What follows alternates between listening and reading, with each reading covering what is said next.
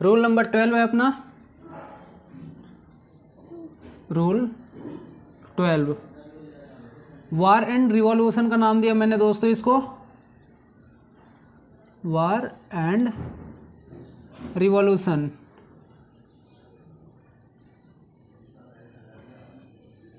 Revolution क्या होता है? ये होता है युद्ध और क्रांति। दोस्तों आर्टिकल द का यूज, आर्टिकल द का यूज जो है हम रूल नंबर 12 में करेंगे, वार एंड रिवॉल्यूशन, युद्ध और क्रांति के पहले। तो दोस्तों इसको आप नोट कर लेना कि जब भी किसी युद्ध और क्रांति का नाम आता है तो उसके पहले हमेशा आर्टिकल द का यूज होता है। जब भी कहीं कोई सेंटेंस में बात हो रहा है वार एंड रिवॉल्यूशन, युद्ध और क्रांति, तो उसके पहले हम आर्टिकल द का यूज करेंगे। किसी भी सेंटेंस में वार एंड रिवॉल्यूशन के पहले आर्टिकल द का यूज होगा। कोई इंग्लिश मीडियम वाले होंगे तो लिख लेना article the use before name of war and revolution. इसमें कुछ आपको एग्जांपल्स बताता हूँ। एग्जांपल्स, पहला है फर्स्ट वर्ल्ड वार,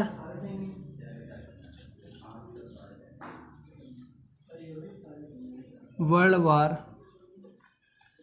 दोस्तों यहाँ आर्टिकल द का यूज होगा क्योंकि जो द फर्स्ट वर्ल्ड वार, ये जो है फर्स्ट वर्ल्ड वार को एग्जैक्ट दर्शा रहा है, एग्जैक्ट इसको शो कर रहा है, इसलिए आर्टिकल द का यूज होगा।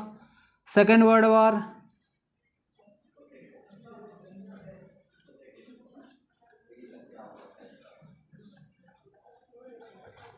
World war, battle of Haldi Ghati,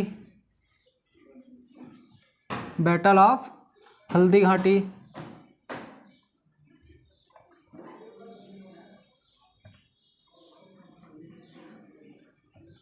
Haldi Ghati, battle of Buxar, battle of Buxar, Buxar की लड़ाई, बक्सर की लड़ाई, बैटल ऑफ हल्दी घाटी, हल्दी घाटी की लड़ाई। और आएगा battle of Panipat, battle of Panipat.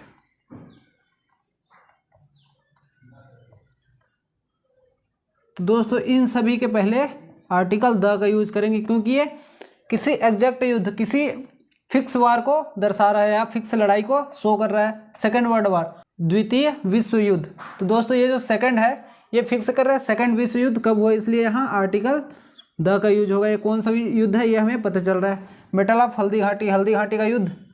तो ये यहाँ भी हमें आर्टिकल द का यूज करेंगे क्योंकि ये जो युद्ध है, ये जो लड़ाई है, ये क्रांतियाँ जो है वो हमें फिक्स कर रहा है कि यह किस चीज़ की है और कब हुआ है। हम इसके अगर नाम से इतना अगर पढ़ते हैं द बैटल ऑफ पानीपत, तो सामने वाले को पता चल जाता है कि ये किसके बारे में बात हो रही है। या तो फ्रेंच रिवॉल्यूशन,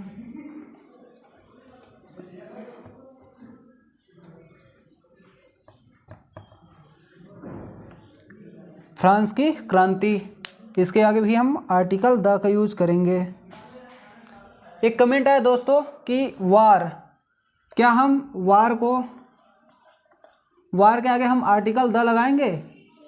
नहीं, ये आर्टिकल द नहीं होगा। वार के आगे अगर हम द वार लिखेंगे तो गलत होगा, ओनली वार होगा क्योंकि ये जो वार है वो कौन सा वार है उसको हमें शो नहीं कर रहा है, वो कौन सा युद्ध है उसको शो नहीं कर रहा है, इसलिए यहाँ आर्टिकल द का यूज नहीं होंगे, ओनली वार आएगा। लेकिन द वार, जैसे मैंने यहाँ बताया सेकेंड वर्ल्ड वार, ये सेकेंड जो है फिक्स है, निश्चित युद्ध को दर्शा रहा है, इसलिए यहाँ आर्टिकल द का यूज होगा। इसमें दोस्तों एक एक्सेप्शंस है, आप वो एक्सेप्शंस नोट कर लेना। जैसे मैंने यहाँ बताया फर्स्ट वर्ल्ड वार, अगर ये जो फर्स्ट है ये वर्ड के स्टार्टिंग में ना हो करके, सॉरी सेंटेंस के स्टार्टिंग में ना हो करके सेंटेंस के लास्ट में हो जो फर्स्ट है, जैसे वर्ल्ड वार फर्स्ट यहाँ आ जाएगा, वर्ल्ड वार सेकंड, तो ये हम आर्टिकल द का यूज नहीं करेंगे। ये कैसे होगा मैं आपको इसको बताता हूँ। एक्सेप्शंस है, जब भी किसी वार के बारे में बात हो और first world war for example है, तो अगर वो फर्स्ट वर्ल्ड वार सेंटेंस के शुरू में फर्स्ट न होकर के सेंटेंस के लास्ट में अगर वार को शो कर रहे हो फर्स्ट है सेकंड है, तो वह हमेशा रोमन अंक में शो करेगा कि वो फर्स्ट वर्ड वार है या सेकंड वर्ड वार है, और उसके पहले आर्टिकल का यूज नहीं होगा। एग्जांपल आपको बताता हूँ, जैसे वर्ल्ड वार फर्स्ट,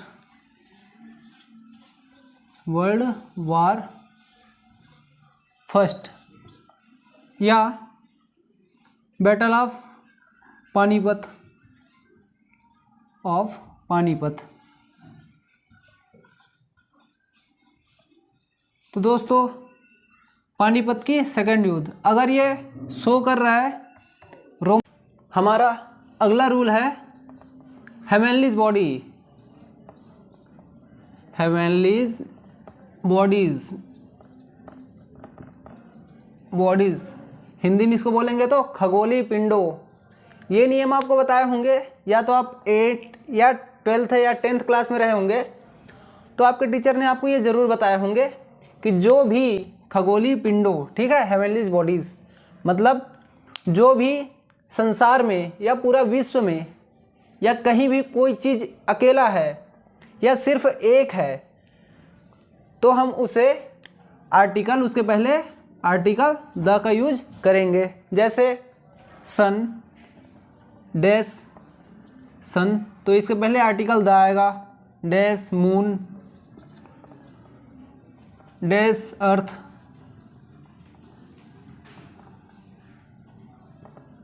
डैश, मैं आपको 8 दिशा बता दिए थे, उसमें तो आर्टिकल द ही लगेगा।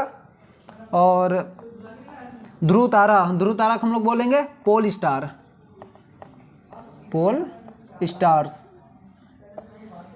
और उत्तरी ध्रुव north pole,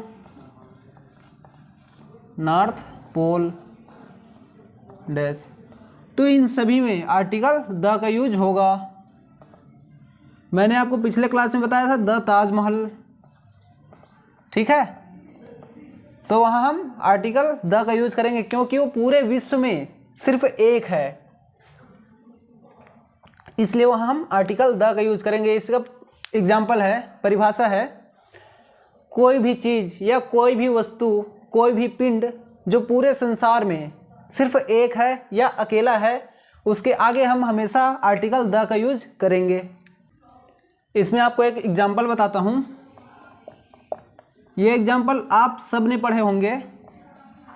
the sun rises in the east, सूर्य पूर्व से उदय होता है। सन जो है वो पूरे संसार में एक है, इसलिए वहाँ आर्टिकल द होगा। दूसरी बात, यहाँ एक और फार्मूला लगता है जो सार्वभौमिक सत्य है। सनराइजेस इन द ईस्ट, सूर्य पूर्व से उदय होता है, ये सत्य बात है, इसको पूरा संसार मानता है, इसलिए यहाँ आर्टिकल द का यूज हुआ। ठीक है दोस्तों, अगला नियम है रूल नंबर 14, रूल 14। ये दोस्तों मैंने उसका नाम दिया प्लूरल सरनेम्स का, प्लूरल सरनेम्स। सरनेम, जब भी किसी व्यक्ति के नाम को छोड़कर उसके सरनेम प्लूरल हो तो हम वहाँ आर्टिकल द का यूज करेंगे। जैसे किसी का नाम है वीके डागर, वीके डागर, तो ये जो डागर है वो सरनेम है, वीके नाम है। तो किसी व्यक्ति के नाम को छोड़कर, ये नेम को छोड़कर सरनेम प्लूरल हो, सरनेम में एस लगा हो, तो हम यहाँ आर्टिकल द का यूज करेंगे। द डागर्स या द शर्मा, शर्माज, तो आर्टिकल द का यूज करेंगे। याद रखना दोस्तों, ये जो एस है वो एपोस्ट्रॉफी एस नहीं रहेगा। अगर कहीं आप देखते हो कि घर के बाहर अगर शर्माज होम लिखा है या शर्माज भवन लिखा रहता है तो ये एपोस्ट्रॉफी एस रहता है, ये गलत है, ये सही सेंटेंस नहीं है। ठीक है दोस्तों, हमेशा प्लूरल सरनेम में एस जो है वो एपोस्ट्रॉफी एस नहीं रहेगा। और दूसरी बात, ये जो द है ये पूरे फैमिली को शो करेगा, पूरे family, whole family, whole family को शो करेगा। होल फैमिली में कौन आएगा, जैसे पूरे डागर्स फैमिली में कौन है, हस्बैंड, वाइफ, चिल्ड्रंस। द डागर्स, जिसके जिसके सरनेम के लास्ट में डागर है वो पूरे फैमिली को द शो करेगा। एग्जाम्पल, द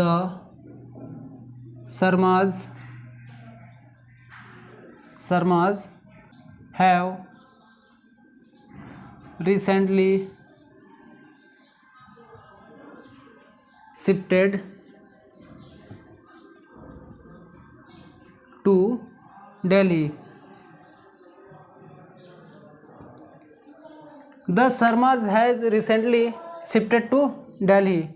दोस्तों ये जो शर्माज है, पहले द मैंने जो आपको बताया, ये जो द शर्माज है ये पूरे, अगर द लगाए तो पूरे शर्माज जो एस लग गया प्लूरल सरनेम तो पूरे फैमिली को शो करेगा। इसमें शिफ्टेड कौन कौन हुए, तो the Sharmas has recently shifted to Delhi. Sharma में फैमिली पूरा, ऑल फैमिली, इसमें आएगा आपका हस्बैंड, वाइफ अगर है तो वाइफ, चिल्ड्रन है तो चिल्ड्रन। ठीक है दोस्तों, अगर दूसरी भाषा में कहें तो किसी सरनेम के आगे नाम को हटा दो और सरनेम में एस लगा दो तो पूरे फैमिली को शो करेगा। ठीक है, सरनेम के आगे जैसे यहाँ शर्माज मैंने लिख दिया, जैसे मैंने यहाँ लिखा सुधांशु शर्मा। किसी व्यक्ति के नेम को हटा के सरनेम में एस लगा दो, प्लूरल लगा दो तो पूरे फैमिली को शो करेगा और आर्टिकल द का यूज होगा।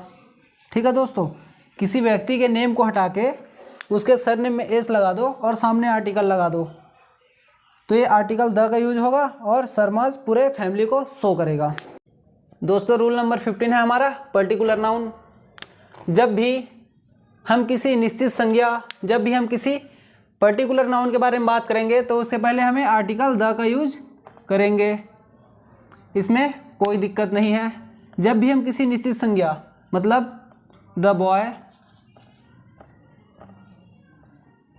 बॉय, हम निश्चित संज्ञा बॉय तो आर्टिकल द का यूज करेंगे। The very good boy, the good boy. ठीक है, गुड बॉय, आगे है the very good boy, very good boy. तो देखो इसमें आर्टिकल, पहले तो नाउन के सामने आर्टिकल लगा, दूसरे में एडजेक्टिव के सामने आर्टिकल लगा और तीसरे में एडवर्ब के सामने आर्टिकल लगा। तो ये क्यों लग रहा है, अगर निश्चित नाउन है, निश्चित संज्ञा है तो उसके पहले आर्टिकल लगेगा, लेकिन अगर उस नाउन के पहले एडजेक्टिव आ गया जो नाउन को डिफाइन कर रहा है, गुड बॉय, वो अच्छा बॉय है, तो हमें आर्टिकल नाउन के सामने ना लग के वो एडजेक्टिव के पहले आ जाएगा। लेकिन अगर एडजेक्टिव के सामने एडवर्ब है जैसे वेरी, तो नाउन को डिफाइन कौन कर रहा है, एडजेक्टिव, और एडजेक्टिव को डिफाइन कौन कर रहा है, वेरी, मतलब एडवर्ब। बॉय क्या है, अच्छा है, लेकिन अच्छा बहुत अच्छा, वेरी गुड बॉय, तो हमारा आर्टिकल है वो एडजेक्टिव के सामने ना लग के एडवर्ब के सामने लग जाएगा, the very good boy. Example इसमें आपको एक बताता हूँ। Example, the boy standing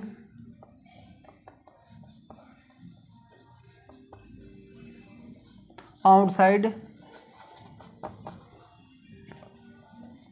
he is my student। जो लड़का बाहर में खड़ा है वह क्या है, मेरा स्टूडेंट है, माई स्टूडेंट। तो देखो द बॉय, नाउन के पहले आर्टिकल द लगा और ये पर्टिकुलर नाउन है, जो लड़का बाहर खड़ा है वो क्या है, माई स्टूडेंट, वो मेरा स्टूडेंट है, वो पर्टिकुलर नाउन को बता रहा है इसलिए आर्टिकल द लगा है। अगला एग्जांपल है man sitting on that bench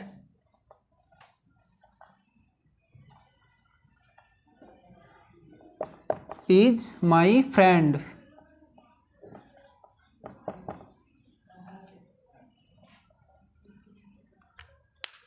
man sitting, तो यहाँ man sitting on that bench is my friend, वो पर्टिकुलर मैन को बता रहा है कि जो उस बेंच में बैठा है वो क्या है, मेरा फ्रेंड है। तो यहाँ आर्टिकल द का यूज होगा। रूल नंबर 60 है दोस्तों।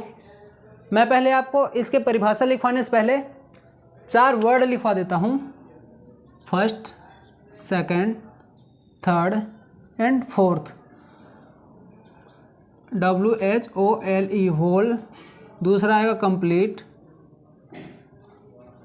कंप्लीट, तीसरा आएगा आपका इंटायर, और चौथा आएगा आपका सेम, सेम। ये 4 वर्ड है दोस्तों, ये आप नोट कर लेना अपने रूल नंबर 16 में कि ये क्या कहता है। जब भी किसी नाउन के पहले इन चारों में से कोई भी वर्ड मिले, इन चारों मतलब होल, कंप्लीट, इंटायर और सेम, तो हमें इन चारों में से जो वर्ड आएगा उसके सामने आर्टिकल द का यूज करना है, आर्टिकल द का यूज होगा। इसमें आपको एक एग्जांपल बताता हूँ मैं। Example, whole book, whole book is full of printing mistake, printing mistake। ये जो बुक है वो पूरा प्रिंटिंग मिस्टेक से भरा हुआ है। तो देखते हैं हमारे इसमें कौन सा फार्मूला लगता है। जब भी किसी नाउन के पहले, मैंने आपको नोट कराया, जब भी किसी नाउन के पहले, नाउन क्या है, बुक, नाउन के पहले इन चारों में से कोई भी सेंटेंस, कोई भी वर्ड आपको मिला, होल मिला, तो जब भी किसी नाउन के पहले इन चारों में से कोई भी वर्ड मिले तो हमें उसके पहले आर्टिकल द का यूज करेंगे। तो यहाँ आर्टिकल द आएगा। ठीक है दोस्तों। उसके बाद मैं आपको ये बताता हूँ कि ये जो 3 है, होल, कंप्लीट और इंटायर, ये जो है, और सेम, सेम तो अपना पर्टिकुलर नाउन को दर्शाएगा, पर्टिकुलर नाउन को शो करेगा, नाउन को शो करेगा। और ये जो आपको बच गया होल, कंप्लीट और इंटायर, संपूर्ण को दर्शाता है, संपूर्ण को दर्शाता है।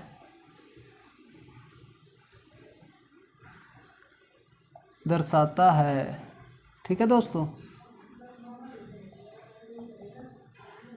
ये जो आपका है होल, कंप्लीट और इंटायर, ये संपूर्ण को शो करेगा, लेकिन सेम जो है वो पर्टिकुलर नाउन को शो करेगा। दोस्तों हमारा रोल नंबर 17 है रिलेटिव नाउन का।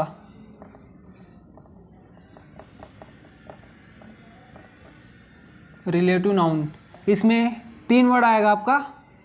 पहला है हु, दूसरा है विच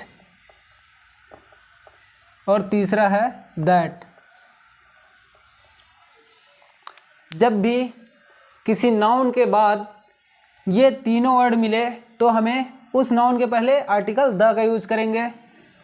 जब भी हमें किसी नाउन के बाद हु, विच या दैट, इन तीनों में से कोई भी वर्ड मिले किसी सेंटेंस में तो हम नाउन के पहले आर्टिकल द का यूज़ करेंगे। इसका ये देखना, article plus noun plus who, which या दैट। ठीक है दोस्तों, ये इसका फार्मूला है, आप इसे नोट कर लेना। जब भी किसी नाउन के बाद इन तीनों में से कोई भी वर्ड मिले तो हम उस नाउन के पहले आर्टिकल द का यूज करेंगे। इसमें एग्जांपल है, this is the book which I was looking for. तो दोस्तों देखो, किसी नाउन, बुक क्या है नाउन, उसके बाद क्या आया अपने वर्ड का विच आया, तो नाउन के पहले आर्टिकल द होगा। ठीक है, ये राइट सेंटेंस है, आप इसे नोट कर लेंगे एग्जाम्पल के तौर पे। इसमें एक दूसरा एग्जाम्पल है, he is the boy who stool my pen. तो देखो बॉय है नाउन, नाउन के बाद अपना क्या था, अगर किसी नाउन के बाद इन तीनों में से कोई भी वर्ड आया तो अपना हु आया, तो नाउन के पहले आर्टिकल द का यूज होगा। दोस्तों इसमें एक क्वेश्चन आ सकता है, ये एसएससी लेवल में आए हैं, ये शायद 2020 पे आया था। यहाँ डैश था और आपको आर्टिकल लगाना था। He is dash boy who stool my pen, तो यहाँ आएगा, एन आएगा या द आएगा। तो अगर आप ये रूल पढ़े हैं तो यहाँ आप रूल के मुताबिक आर्टिकल द लगाएंगे और ये राइट सेंटेंस है। रूल नंबर 18 है, ग्रेजुएट लेवल एग्ज़ाम का है ये, इसलिए मैं इसको हेडिंग ही दे दिया हूँ ग्रेजुएट लेवल एग्ज़ाम, ठीक है। इसमें आपको 2-3 तरह से एग्ज़ाम में आएंगे। He is rich, he is dash rich. यहाँ दोस्तों आर्टिकल क्या आएगा, तो एक मैंने आपको शुरू में बताया था कि आर्टिकल ए होता है, एन होता है और द होता है। एक होता है जीरो आर्टिकल, मतलब वहाँ आर्टिकल नहीं लगता, तो यहाँ नो आर्टिकल आएगा क्योंकि ये नाउन मिसिंग, ठीक है। ये यहाँ क्या है, नाउन मिस है, नाउन नहीं है। ही इज रिच, वह अमीर है, यहाँ नाउन नहीं इसलिए यहाँ आर्टिकल नहीं आएगा, ठीक है, नो आर्टिकल। ये फार्मूला है नाउन मिसिंग का, noun missing. He is dash rich man. दोस्तों यहाँ क्या आएगा, मैंने आपको सबसे पहले क्लास में डिग्री बताया था, 3 डिग्री होते हैं, एक होती पॉजिटिव डिग्री, दूसरा कंपैरेटिव डिग्री और तीसरा सुपरलेटिव डिग्री। तो ये पॉजिटिव डिग्री है, ही इज रिच मैन। तो दोस्तों देखो मैन क्या है, नाउन, नाउन के पहले एडजेक्टिव जो नाउन की विशेषता बता रहा है कि नाउन क्या है, रिच है, वह अमीर आदमी है। तो हमारा जो आर्टिकल है वो पर्टिकुलर नाउन के लिए, तो यहाँ आर्टिकल अपना द आ जाएगा, ठीक है। तीसरा है dash rich are not always happy, happy. इसमें दोस्तों एक फार्मूला लगा है, मैं आपको वो फार्मूला बता देता हूँ, आप नोट कर लेंगे, लिख लेंगे वो परिभाषा को। जब भी किसी एडजेक्टिव की पॉजिटिव डिग्री में नाउन मिसिंग हो, देखो यहाँ नाउन नहीं है, जब भी किसी एडजेक्टिव की पॉजिटिव डिग्री, रीच क्या है, पॉजिटिव डिग्री, मैंने आपको डिग्री बताया तब आपको क्लास में बता दिया है। जब भी किसी एडजेक्टिव की पॉजिटिव डिग्री में नाउन मिसिंग हो और हेल्पिंग वर्ब प्लूरल हो, आर क्या है, हेल्पिंग वर्ब प्लूरल हो, तो उस एडजेक्टिव की पॉजिटिव डिग्री के आगे आर्टिकल द का यूज होगा। उस एडजेक्टिव की positive degree, reach positive degree है, इसके आगे आर्टिकल द का यूज होगा, ठीक है दोस्तों। ये आप नोट कर लेंगे। जब भी किसी एडजेक्टिव की पॉजिटिव डिग्री में नाउन मिस हो और हेल्पिंग वर्ब प्लूरल हो, तो उस एडजेक्टिव की पॉजिटिव डिग्री के आगे आर्टिकल द का यूज होता है। दोस्तों दूसरा एग्जाम्पल है, the industrious are always rewarded. जो यहाँ द है, हमारा पिछले एग्जाम्पल में भी द था, उसमें था the rich are always not happy. तो ये जो द है वो पूरी श्रेणी को दर्शा रहा है। इंडस्ट्रियस आर ऑलवेज रिवार्डेड, मतलब जो मजदूर, ये इंडस्ट्रियस का मतलब है मजदूर, ये पूरी श्रेणी को दर्शा रहा है कि जो भी पूरे जो मजदूर है वो सभी को सभी मेहनत का फल हमेशा उनको मिलता है। ये जो द है ये पूरी श्रेणी को दर्शा रहा है, हमें सभी मजदूरों के लिए। उसी तरह अपना पिछले एग्जाम्पल में था the rich are not always happy. तो जो द था अपना आर्टिकल वो पूरी श्रेणी को दर्शा रहा था, जो भी सभी अमीर को बोल रहा था, वो सभी अमीर, सभी रिच मैन,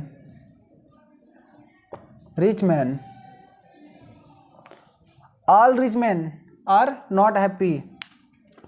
ये जो द है वो सभी पूरे श्रेणी को शो कर रहा है। सभी इंडस्ट्रियल्स जो है, सभी मजदूर जो है, उनको मेहनत का फल हमेशा मिलता है।